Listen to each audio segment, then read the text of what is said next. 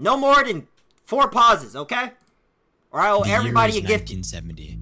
The television industry is at its all-time high, and riding off its success is a genre of entertainment that has already begun to bloom. Television game shows. 3 people will compete today on Jeopardy! And now here's the stop. If we look into this era of game show history, we see exponential growth of famous shows such as Family Feud. So who was the nigga that I thought whole time Steve Harvey was the first nigga to ever like start that shit, bro? Damn. So it wasn't Steve Harvey. So who was the nigga before him? This shit been going on since goddamn 1982. It seems like. Got my power banks and IRL mics. Oh yeah, shots ready. That's what I like to see. Which one you get? You get like the one with the green light on it? Cause I ain't gonna lie, the roll ones for me, the roll ones be ass, bro. Like, maybe it's because like I'll be lagging or something. I don't know. I just don't like those. All right, bet. And the $20,000 pyramid. This is the $20,000 pyramid. Today's special guest. But amongst the battle of these household names was a lesser known show. Successful, yes, but not enough to become worldwide mainstream. The show was called The $25,000 Great Temptation, or I might just have to add that on the album. Y'all know what he said. I ain't gonna lie, I might take yes, but not enough to become worldwide mainstream. The show was called The $25,000 Great Temptation, or Great Temptation for short. Great Temptation would make its debut to Australian television in 1970. Chapter this we're on Bat-Yam. On the Channel 7 network, also known as Channel 7, the first of many episodes to come would go live. The game show's premise was similar to that of another game show called Sale of the Century. There are 3 contestants on stage, and each is given questions that they must answer. If a contestant answers correctly, a set dollar amount gets added to their total score. Okay. With this money, the contestant in the lead can make small purchases throughout the show, or a more risky option was to save up your money, and if you win, you will receive a major prize at the end of the show. I'm about to take something off this shit. In the following months after this show's premiere, they would begin to film episode upon episode. Up until this point, the production of these episodes would go almost uninterrupted. Okay. Until disaster struck. Oh shit. Thank you very much, Max Rowley. Evening all. Welcome to the show. $25,000 Great Temptation, $25,000 Great Temptation, It's somewhere in 1970. On this particular day, they were filming an upcoming episode for Great Temptation. As usual, there were 3 contestants, one of them being a woman named Valerie, and the other 2, unknown. Oh shit. The host of the show, Tony Barber, began to ask questions. And in short time, Valerie had taken the lead. Despite attempts by other contestants to overtake Valerie, she remained in the lead throughout the whole duration. And it looked as if she was going to be this episode's winner. Once the show had reached its end, the host Tony would announce, "Congratulations, Valerie, you've won." In a matter of seconds after this, her body went limp and fell to the ground. Yeah, you can't do that, shots. The room went silent. Everyone was confused. Maybe she had just passed out from shock. Regardless, EMS was called to the scene. Sometime later, the floor manager came to everyone with tragic news. She had died. The cause of death to this day is still unknown. Most likely her heart stopped working or something along those lines. This was a tragic ending to the shoot, and for obvious reasons, the episode never aired. It just sat untouched. It's one of those lost media cases where the media should just stay lost out of respect for Valerie and her family. After this incident, the show would continue for another 5 seasons before shutting down for good in 1974. To me, I don't think that there is any way this piece of lost media will ever be unearthed. The only people who will ever get to passed witness out it on it, bro. are the ones that were there watching it live. And for them, it will stay Wait, lodged what happened to in the Wendy back of their Williams, bro? minds forever. I swear, the last thing I seen about her. Leave Uncle Terry out of this. Right, last thing I seen of her, bro, she passed out on the episode, bro, and then that was like the last shit I ever seen of Wendy Williams ever come on in my life. What happened? Did the shit ever like you feel me? After that, was the show still going on after that? You hear that? What? You hear? Yo. I mean, I got a mic on. Put it close to your mic. I mean, mouth. Yo. Nah. Test it on your OBS. Open OBS and then test it. Nigga, how? Try going through like Video Ninja or some shit, and then like just put it on your screen. Don't start streaming or nothing. Just put it on your screen. Hold on, what about now? Or test, or you could do like voice memos or something. You could test it through that. Motherfucker, what about now, nigga? Nah, it still sound like coming through the phone. I ain't gonna lie. What about now? It still sound like it's coming through the phone, man. What about now?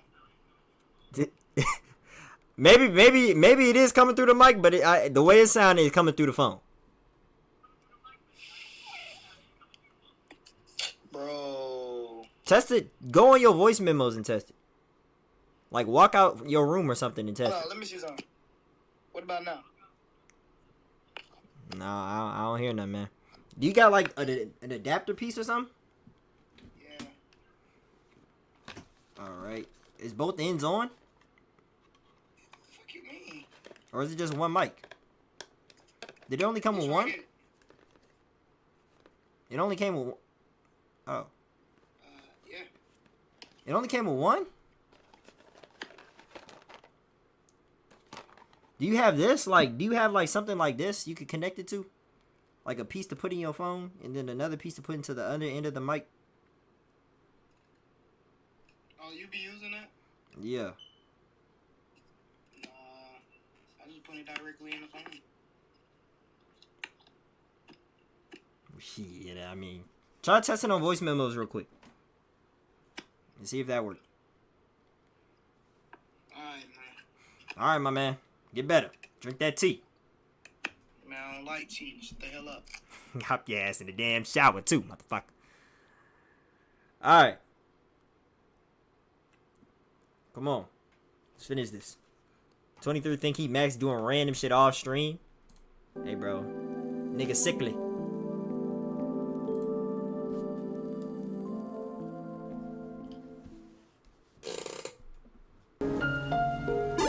Left, right. Which one y'all taking?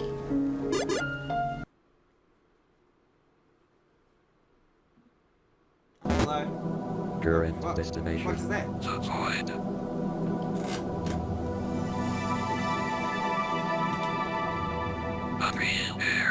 Yeah, I ain't gonna lie. Huh.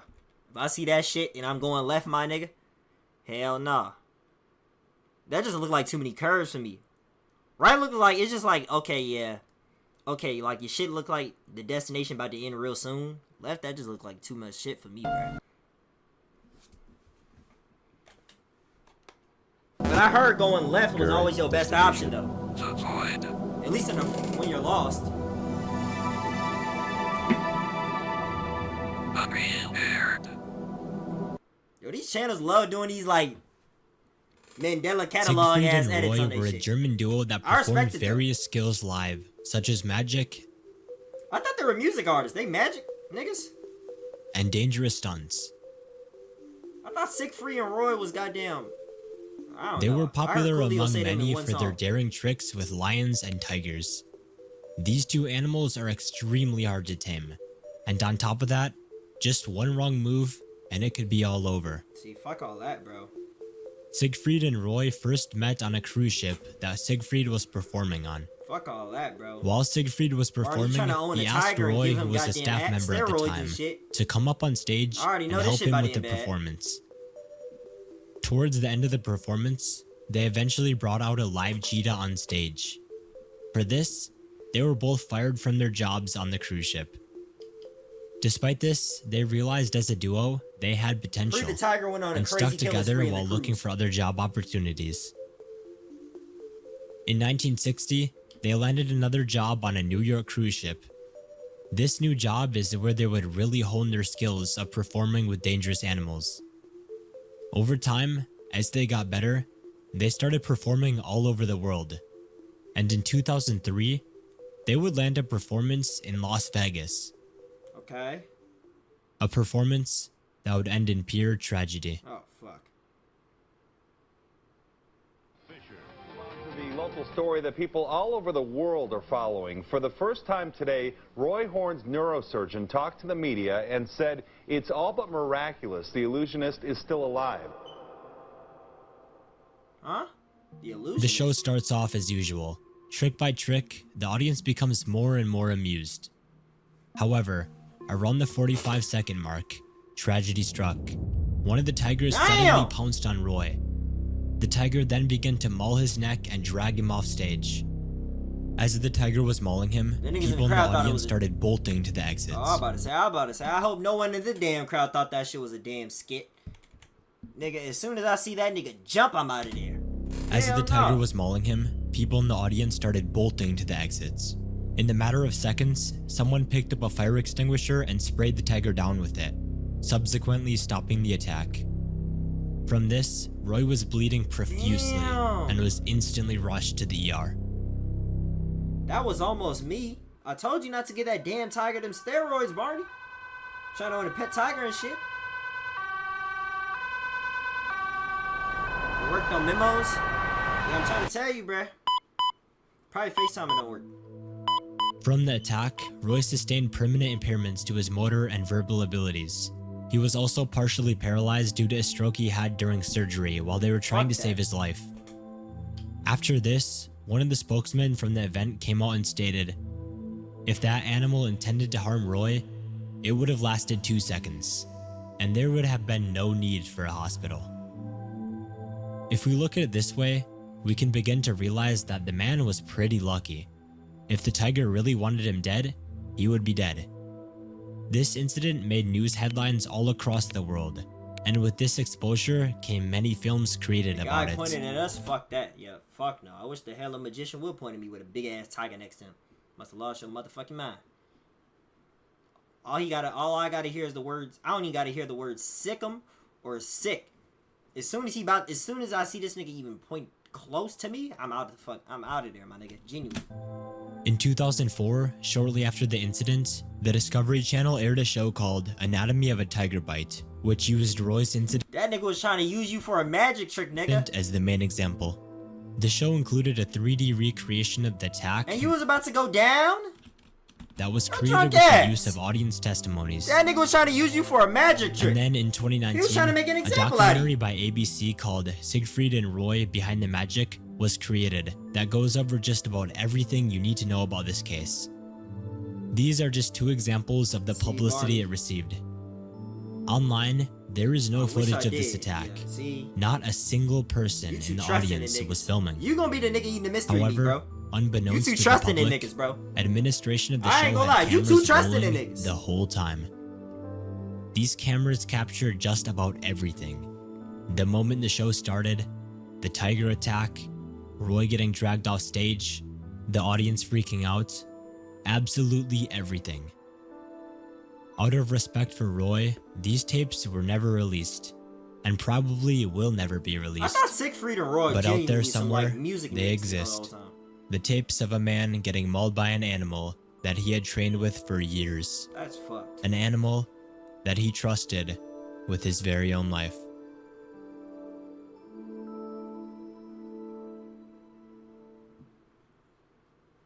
It's That's 2006. A SWAT so team sent fucked, by bro. Dateline NBCs to catch a predator is getting ready to bust open the doors of a house that belongs to a 56-year-old man. The plans on his arrest are based off a sexually charged conversation online between him and a supposed 13-year-old boy. The man's name is Louis Conrad. Besides being he's a district attorney in the state of Texas. well respected among his community, so it would come to everyone's surprise who he really was behind closed doors. It all started when Lewis began having a conversation online with one of the show's decoys. This conversation continued for a good while, and plans for him to show up at the Sting house were arranged. This never happened though. Holy shit. So Dateline decided instead of him coming, they will come to him. In the state of Texas, an explicit conversation with a minor is illegal, so a search warrant was successfully issued to his property. And on the 5th of November of 2006, Dateline's team and the local police show up to Lewis's house. Upon knocking on the door, there is no reply. Inside the house, a TV and a computer are on. With this information, police suspect that he's inside hiding, so a SWAT team is called. After a 45-minute wait, the SWAT team arrives. There is still no sign of Lewis inside, so they decide to bust open the doors. The SWAT team begins to clear room after room, and out of nowhere, Lewis runs into the hallway with a pistol in hand, repeats the words, "I'm not gonna hurt you," and takes his own life. Repeats after room, and out of nowhere, Lewis runs into the hallway with a pistol in hand, repeats the words, "I'm not gonna hurt you," and takes his own life. I mean, to be honest, bro, it's like when niggas get caught and shit like that, bro, a lot of niggas don't even, yeah, bro, they rather do that than jail, bro. He laid there lifeless in the hallway as the SWAT team watches on. Outside, everyone is confused, wondering what that loud cracking noise they just heard was. After about 5 minutes, the SWAT team emerges, and soon, everyone is notified about what happened.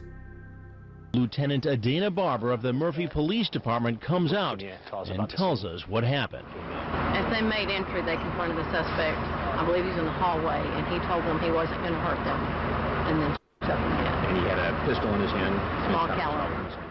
The local police were surprised at this sudden turn of events because most of them knew this man personally and never thought in a million years that he would take his own life. This was a major slip up on Dateline's part, and following these events, the show would be subsequently cancelled in 2007. Today, everything surrounding this case has been made public, such as Dateline's footage, the chat logs between him and the decoy, and even the crime scene photos. But there is one piece of media that still has not been released to the public, and that is the audio recording of Lewis's final words and the shot that ended it all. Because this audio tape was never released, we will never be 100% sure on what his final words were. I ain't gonna lie, I feel like 4 was better, low-key. Not better, but it was kind of like crazier. I'm not gonna lie, I feel like 4 was kind of crazier, bro. 4 was kind of crazier, bro. 4 was crazy as fuck. That mystery meat threw me the fuck off, bro. But these niggas, this shit crazy. But it's like, that mystery meat about that nigga chopping niggas up and feeding niggas humans and shit, that shit threw me the fuck off, bro. I ain't gonna lie. Alright, y'all. Y'all know what time it is.